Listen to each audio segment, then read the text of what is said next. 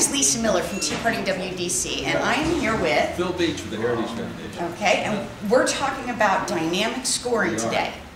Now, you know, dynamic scoring, everybody wants to know what it is. Well, it's this. Congress is debating a bill, and they'll go to the accountants inside the CBO and they'll say, how much money am I going to get from this bill?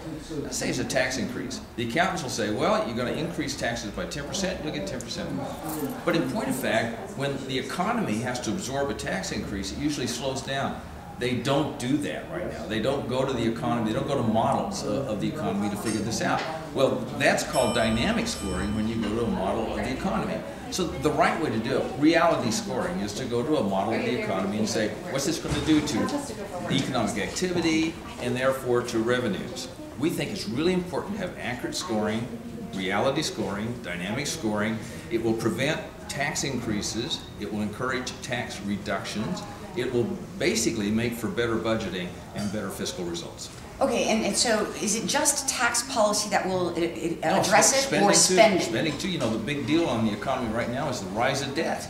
Right, and the stimulus and the impact of the stimulus. Exactly right. And if you don't go to a model of the economy, you really don't know what's going to be likely happening to the economy when you increase debt. Well, we know that increasing debt slows the economy after debt gets so big, and it's really big right now. Had they gone to a model of the economy, they would have seen this, because all the models predicted. So what can we tell the Tea Partiers to do to help you and us? Right. Support the Committee on Ways and Means in the House. That's the one that does all the tax bills, and the Budget Committee in their really good excitement about dynamic modeling. Paul Ryan, who chairs the House Budget Committee, he wants to do dynamic modeling. Dave Camp, who chairs the Ways and Means Committee, he wants to do dynamic modeling. And they've got to overcome resistance in their own party, but mainly resistance throughout the whole body, that whole House.